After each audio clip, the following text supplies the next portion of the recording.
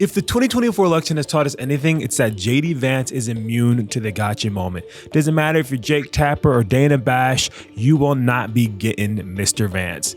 Every time they try and pick and prod and manipulate stories that have happened regarding Donald J. Trump, regarding anything to do with Trump, they always end up falling short because JD Vance knows exactly what they're doing and he exposes it every single time, and that's why I love JD Vance. But guys, thank you so much for tuning in. If you are getting any value from RTM News and you love what we're doing here, make sure to hit that subscribe button so you can continue to get the uncensored content where you don't have to worry about us being controlled or manipulated by big pharma or whoever it is that's trying to pull the strings and stop us from just giving real news. So without further ado, let's get into this video. Ask yourself a basic question about network integrity. You guys talked about the Russia hoax nonstop. The FBI was investigating it. The FBI was investigating it, and so we recovered them. And so you took the words of unnamed FBI agents and put them on your network as if they were the gospel truth. You did it again and again. A viewer of your network would have believed that Donald Trump and Vladimir Putin conspired in 2016. No. That was totally and preposterously false. No. Well, that's what you just that's said is why. false. We covered an FBI investigation. I don't know why you want to talk about the FBI investigation. You covered it in a way that gave credence to anonymous sources' accusations. Yep. You did it yourself. Your network did it, Jake. But again, can we talk about the issues that Americans care most about? I'm talking about things that Donald Trump has said. Yes. If you have an issue with whether or not he's talking about the economy enough, that's between you and your running mate. I'm talking about things he has said this week. Every single rally that he does, he talks about how he wants to unleash American energy so we can lower the cost of groceries. He talks about the fact that housing has become unaffordable. He talks about the wide open border, Jake. Kamala Harris and her allies, you know, it's interesting. Kamala Harris and her media allies, and I would put CNN in this category. You guys, they wouldn't. You guys seem to care. I'll tell you that they wouldn't. Well, they should watch your network more because you guys seem to care more about Donald Trump's past than the future of the American people. We're running this campaign on making the American dream. I'm specifically asking about how Donald Trump is going to be president in the future should he win, and then we're being told he's going to pursue economic policies that lower the cost of groceries and make life more affordable again. He talks about it every single day on the campaign trail, and so do I. What you're talking about is an anonymously sourced story, or one guy nothing anonymously sourced, or who one guy who is a disgruntled employee. I told you 10 other people pushed back against him and said that what he said was dishonest. So why don't we talk about the policy that's affecting American citizens and not what Donald Trump allegedly said, according to one guy who's pissed off because he got fired by Donald Trump? You can't get JD Vance. You cannot. And that's the thing, this mainstream media is so dishonest. They're always sitting here trying to perpetrate some sort of lie or fabricate some sort of statement, trying to characterize Donald Trump or JD Vance or anybody on the right in a manner or in a way that is wrong, evil, to be looked down upon. And every single time, JD Vance, unfortunately, has to sit there and divert it back to the main cause for why they're running, what's actually important. And it's frustrating and it's annoying. And at this point, that's why the American people don't trust the mainstream media anymore. Because as you could tell during the interview, JD Vance kept trying to go back to, he's like, why are we not talking about policy? Why are we not talking about things? And he goes, well, you can talk to Donald Trump about why he doesn't talk about policy. That's something you have to discuss with your running mate. Bro, shut up. I've been to so many Trump rallies in the last couple months, and every single one, he's talking about how he wants to unleash American energy to lower the gas prices. Every single time, he's talking about how he wants to secure the border. Every single event, he's talking about how inflation is way too high and how we need to make the economy thrive. Every single event. Does he crack a couple jokes and try and roast Kamala? Of course. Who wouldn't? She's literally a walking joke. You have to, like, it's like saying candy, or it's having free candy, or the ice cream truck comes in your neighborhood and you just say, nah. We all know when we were kids, it's exactly what we did, and it's that simple because Kamala Harris is such a clown. Time again and again. Point is, we all know that Kamala Harris is not to be trusted. She's someone who is not actually given any form of policy that is not a mirror of Donald Trump, and at least all the positive ones. And it's just trying to sit here and cater to specific demographics that would be seen as marginalized or undecided. But she's not actually doing anything that would help the American people, although she's stating for that to be the case. She's not. And he keeps trying to sidestep and tiptoe around the crux of what JD Vance and Donald Trump are trying to do for the country. And people aren't falling for it. You see time and time again, all these people that are coming out of the woodwork to support Donald Trump. I heard Nicki Minaj just endorsed him. I haven't seen it myself, but I've seen so many breaking, and Nicki Minaj supports Donald Trump. It's like, yeah, people are done. I mean, we have Bryce Hall. We have Elon Musk. When that came out, that was huge. Joe Rogan, you know you're supporting. No, you don't have to say it. You don't got to say it. But you're having JD Vance on in a couple of days too. So it's like, I think you are. I know you extended the invitation to Kamala Harris, but she ain't going to do it. You low key want it. You can say you don't, but you do. In other news, with this interview happening, we're going to show another clip of it later.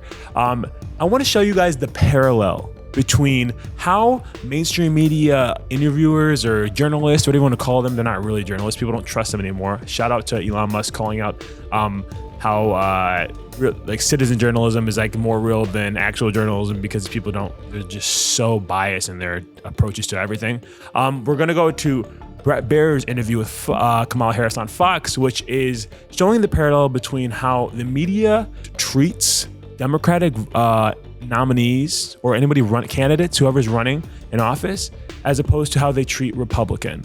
It's literally night and day, the demeanor that is displayed, the way that they are behaved. And I think it's because, as you can see, like Kamala Harris and all these people, they never show up to events if they are interviews or agree to anything if they, one, don't have the questions ahead of time, or two, cannot cut it off short or whatever, however they do it. And it's frustrating because the American people don't get to have an authentic interview or an authentic experience to decide for themselves who it is that they want to vote on, because you don't really get the real person. You get the person they're trying to paint themselves as to the public. Like they want everyone to see them in this certain light, and if anything pivots away from that, they don't want to be involved. And unlike JD Vance and Donald J. Trump, who always make sure that they're being their real authentic selves in every single interview they have, whether you like it or not. And that's one thing about Trump. You can't say that he's fake or that he's like doing, he is the most real. This is who I am. Take it or leave it. And we'll take it, please. I'll take Donald J. Trump for president for $1 billion, please. So anyways, we're going to play this clip of Kamala Harris looking like a clown, as she always does. There's a lot of people that look back at what you said in 2019 when you first ran for president.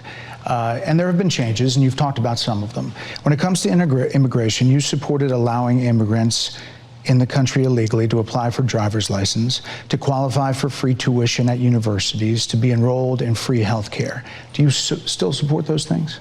Listen, that was 5 years ago, and I'm very clear that I will follow the law. I have made that statement over and over again, and as Vice President of the United States, that's exactly what I've done, not to mention before.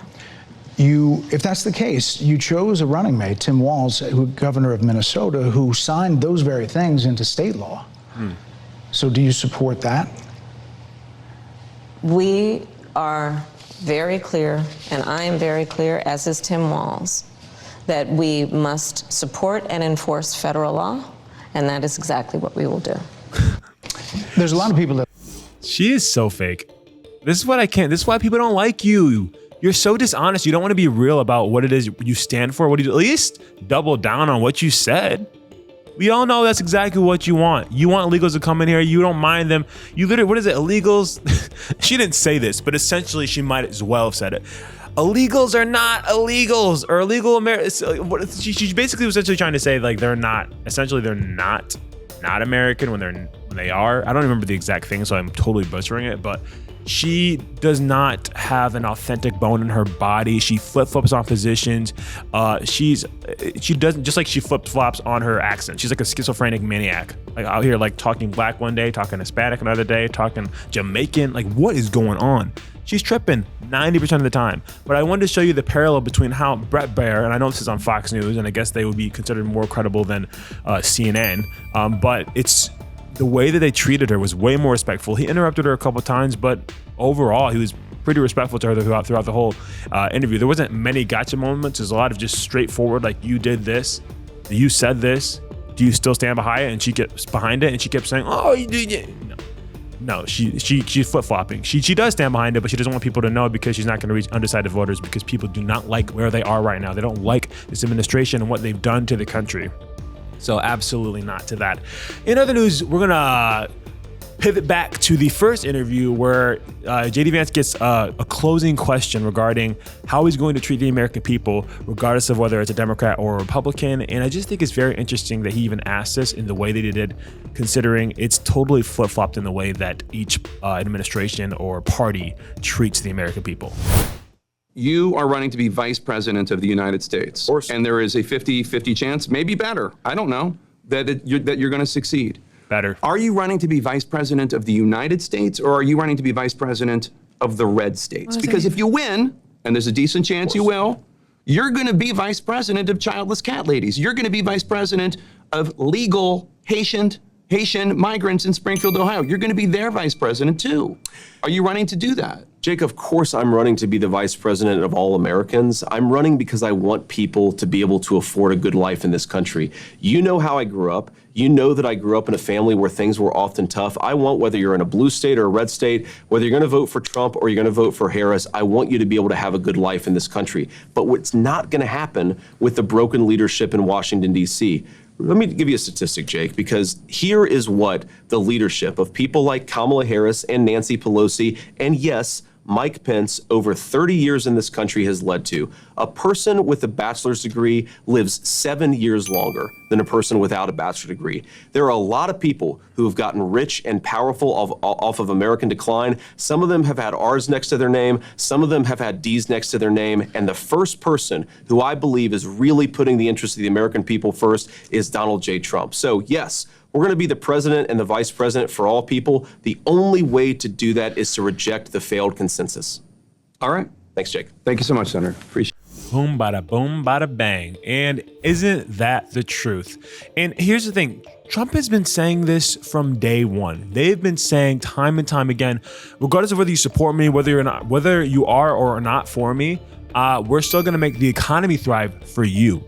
We're still going to secure the border for you. We're still going to bring down inflation for you. We're going to make life affordable. We're going to make, for Gen Zers that are trying to buy a house, we're going to make that affordable for you. We're going to make it possible. I know you currently are not experiencing that under this current administration, and I know that really sucks, but we're going to make sure that we get it done for you. And guess what? We can back it up by what we did back in 2016 through 2020, obviously not including the COVID year, but like, no one would have handled that perfectly. We did a good job. We had a thriving economy. We had a secure border. Things were affordable. Gas was low. You weren't struggling to live day by day. We're going to bring that back, and we're going to do more, and we're going to do better because we know who the swamp is this time. It's like, it's the clearest decision that's ever been made on who to pick.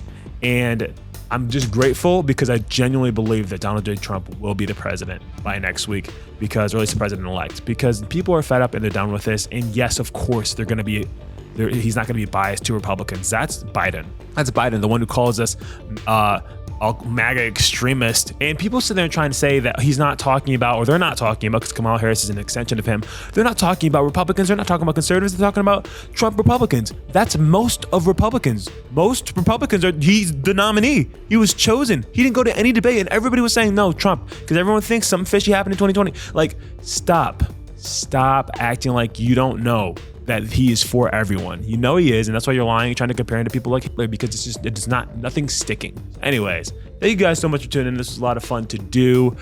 Make sure that you are liking, subscribing, and sharing this. Our team news is abomb.com, and we love to bring this stuff out to you. So stay tuned for more amazing content. Peace.